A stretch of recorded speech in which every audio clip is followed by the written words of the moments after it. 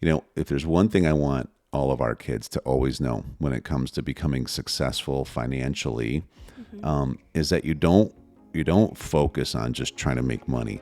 What you focus on is adding value. Right. If you'll add value everywhere you go, then money will always show up. Hello, everyone. We are Greg and Jackie Francis, and welcome to High Performance Parenting, where our passionate goal is to encourage you to raise champion children in a crazy world. Every week, we will bring you multiple episodes from our extensive experience of raising our six happy, healthy, successful, godly kids who are confidently equipped to win big in life. We deeply believe that any parent who is provided with the right knowledge and continual support can raise amazing kids. And when they do, all of our futures get better. If raising up future generations of absolute champions matters to you as much as it does to us, here's how you can contribute. Like and share this podcast with everyone you know. And together, let's embrace this journey of raising champion kids in a crazy world. Okay, guys, welcome back in the studio. We just had some technical difficulties. This is part 2 of our Thanksgiving Day series. Obviously, we have the turkey shirts on, which is phenomenal. And I have my 3, not total littles, 3 middles, I guess, kind of, right? Yeah. I don't think I've ever said that before. That sounds pretty amazing. Of course, we have Ellie Tomato Francis, my little redhead over here. We have Christy Loody Doo Doo, and we have Squanto, Thanksgiving Squanto over here, which is awesome. And we were telling jokes a minute ago, but the thing got messed up. So why did the turkey cross the road? Why? He wanted people to think he was a chicken. I can see that. How come the turkey didn't eat dinner? Why not? He was already stuffed. At least you guys laugh a lot more than Mom does. But anyways, we're gonna talk about questions that we love to go through as a family each year, and these help us really just, hear each other out a little bit. Also allow us to, I would say, land some of these thinking points in our brains and settle them so that way we don't have them rattling around in our brain up through next year.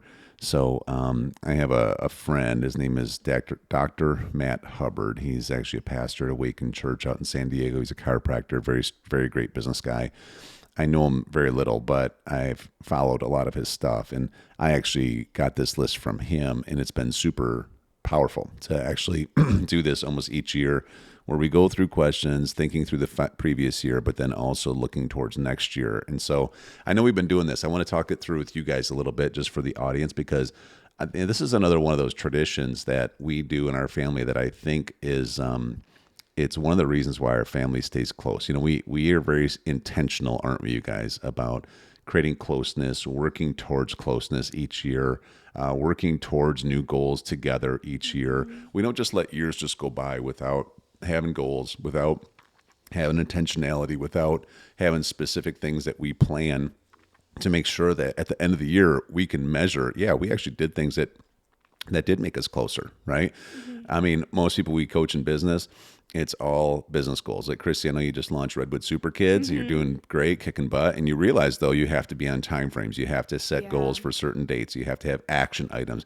You have to be able to measure at the end of weeks and months and quarters and years, did I actually do the work that I committed to doing? Therefore, am I progressing? Was the work that was done, is it producing the kind of results that I want? And without that tracking, can you imagine even how what would happen in your business? You wouldn't know where you're going or what you can measure success by. Like, I wouldn't know how to say, did I do the right kind of work this week? Did I do the right kind of work this month? Because there was nothing to measure it by. Right. And so if it matters, it must be measured, right? And so growth matters in business, so you have to measure it. And also, if you don't have a plan of attack that keeps you accountable to it per week, then it's very easy just to procrastinate, right? It's very easy letting the week go by. Oh, I didn't get that done. I got busy doing X, Y, Z.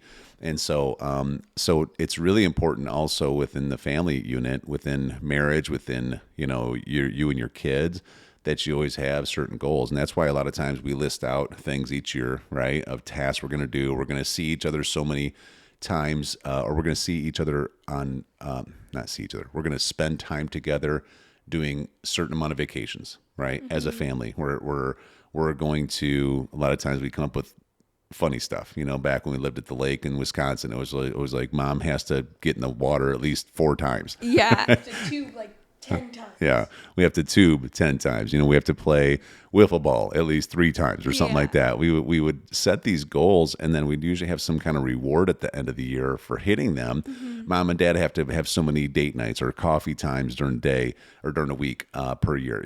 So we set these. Maybe we'll do another episode of actually some of our specifics, because I think everybody needs to set these kind of goals. But one of the things, though, that we want to do is we want to go through and talk through this past year. So here's the questions, and then I'll let you guys tell your answer. Maybe I'll tell the other kids' answers. We couldn't fit all 6 kids in here because of camera space. Yeah. Right? But the first question was, what was your biggest victory or victories this past 12 months? Do you remember what you had written down? I think, did I say launching Redwood Superkids? You did. Yeah. How come? Because it was something I've been thinking about for maybe a year or two, and I don't feel like I was ready yet to take on that responsibility. But then I just decided I'm going to do it this year. I'm not going to be a kid forever. So I might as well take advantage of this time and provide something that I haven't really seen in other places. So I was like, I just got to start this. Yeah. And so my dad was like, okay, that's great. Put a date to it. So then I did, and I figured out how to get it launched. Okay, so talk me through this a little bit. First of all, can you just explain real quick to someone who's never heard us before, they're listening to this for the very first episode, what is Redwood Superkids? Okay, so Redwood Superkids is a program where I teach kids simple but really important biblical concepts through live Zooms. So we have live Zooms on the first and third Saturdays of every month at 9 a.m. Mountain Time, and they're about 30 minutes long, and I go over simple ways that I can teach them how to honor their parents, or what even honor is, how to honor their siblings and friends. I'm going to go through what a good friend means, really, really important topics like that. How to be thankful. Right, how to be thankful, thinking good thoughts, appreciation. Basic etiquette.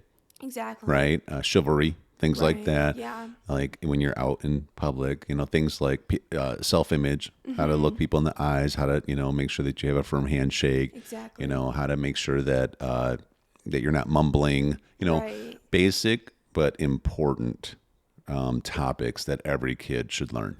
Exactly. And I teach it in a way where I focus on one thing for them to remember, and then I leave them with a super assignment, which is the thing we're going to work on before our next Zoom. And the best part is that I played games like Jeopardy and things like that they all get to participate in. Yeah. And they get to feel the accomplishment of winning, but also learn through losing. Yeah. And they can learn how to have character and be honest during games. But also, it helps sharpen them. It helps them, guys, I'm challenging you to remember this stuff from this Zoom because we have a review game next Zoom. Yeah. And I found that really great. helps them retain what I'm teaching them. And they've been so good. It's so good I really, really like hearing their answers. And I'm like, guys, how did you do your super assignment of last Zoom? And they're telling me, I respected my mom, or I told my neighbor that I liked their shirt, or I held the door for someone this week. Yeah. Whatever it was, I'm like, that's great ways of honoring them. So whatever my super assignment was, I always ask them about that next Zoom. And they're really, really good about remembering and doing it. That's awesome. So it's a 30-minute Zoom, the first and third Saturdays of every month at, like you said, 9 a.m. Mountain Time. Yeah. So, there's a lot of busy parents out there, Right. and they have sports, and plus they've just been busy all week, and sometimes they just want a little family time, or maybe they go on a vacation. What if somebody can't attend a live Zoom?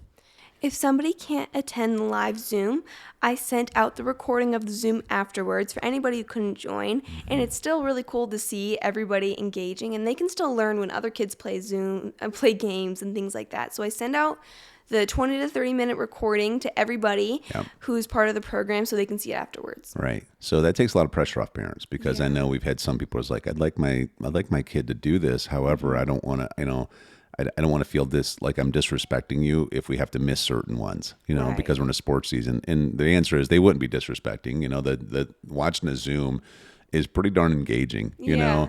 There's something about kids learning from kids, right? Versus kids trying to just learn from adults necessarily. And, Right. Your goal here isn't to try to be their ultimate leader. Your goal is to help support families being healthy, to help actually run alongside with parents and be on the same team as them to help their kids develop, correct? Yeah, I want them to be able to understand what their parents are asking them. Like if they said, listen to me when I'm telling you this, I'm like, what do they mean by that? So I explain it in a way that kids can understand. I want them to be able to be on the same team as their parents so they all can have a really good family unit. Yeah. So what's the process been like with you getting ready for this? Because there was a season when you knew it was coming, and what were you doing to prepare for things that you're going to be teaching? Well, first of all, I listen to my parents' podcast so I can see what they're teaching the parents. Right. So then I know how to like have the kids align with that. And I've also been making videos and setting up. I mean, I'm not a techie person by nature. But I've heard you, and I'm in the house, and I actually hear me and your mom's voice, and I'm like, what is that? And next thing you know, you're down there studying our podcast because of all of these life lessons that we discuss with each other. And then you take that information, take notes from it, and learn how to package it in a way that makes the most sense for the age group that you're talking to as your audience, right? So you've put a lot of effort into that. You also had to figure out what else in order to get everything launched. I had to figure out one of the main things is, so the ages for this program can be anywhere from like 4 to 5 to 13 and 14. So I really had to figure out how to package this in a way that makes sense to 14-year-olds, but also makes sense to 4-year-olds. And stays engaging enough. So it's not too hard for a 4-year-old to understand, but it's also not too like boring for a 14-year-old. So I've had to really figure out how to package it in a way that everybody can understand. So you also have had to create games. I watch you in your schoolroom making up Jeopardy games and all kinds of other stuff, right? And you put that time in behind the scenes. Did you have to build a website? Yeah, I mean, I'm starting to build a website. Yeah. I'm figuring it out. I don't really know anything about techiness, but I just figured out a website building, and I figured out what I wanted it to say, what I wanted it to be about. Is it launched yet? It's not published quite yet, but you do have the URL. What's it going to be? I think it's www.redwoodsuperkids.com. Correct. Yeah. So pretty soon you'll be able to check that out. Did you have to create an Instagram account? Yep. Right, off of Mom's. Right. I had to create an Instagram account and figure out how to make reels. Yep. So now you're learning how to make reels, which is a way that is marketing is done in today's world. So that's been experience. Did you have to learn how to figure out how to actually be able to charge people? Yeah. Remember the whole payment processor thing? Yes, I had to figure out how to work payment processor. First one we went through didn't exactly work. Then we had to go to a second one, and I figured out how to do it then. Okay. Make sure I didn't forget anything. So, that was really important. Have you had to learn how to communicate with parents? I mean, who's your target market in this? Who's your target audience?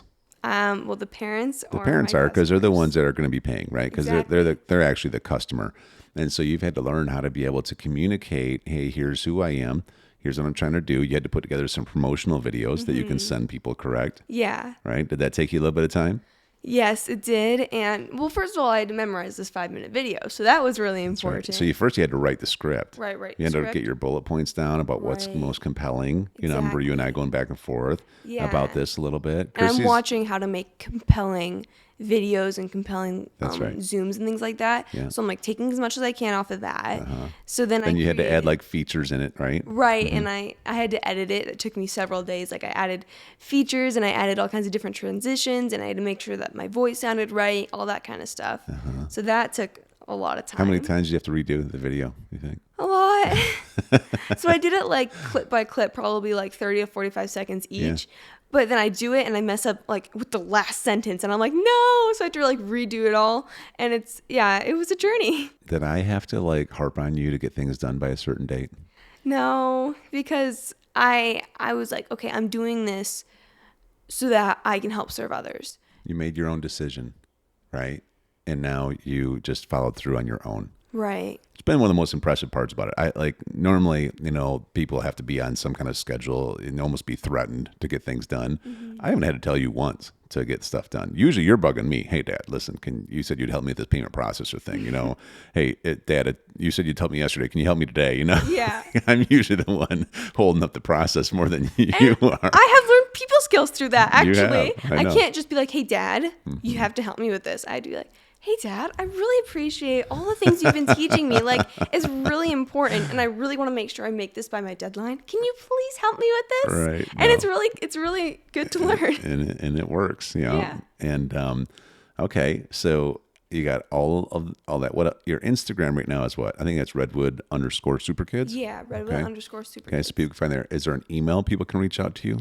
Yes, if you you can reach out to me at chrissyfrancis00@gmail.com. Okay, but it's really important that you always spell your name.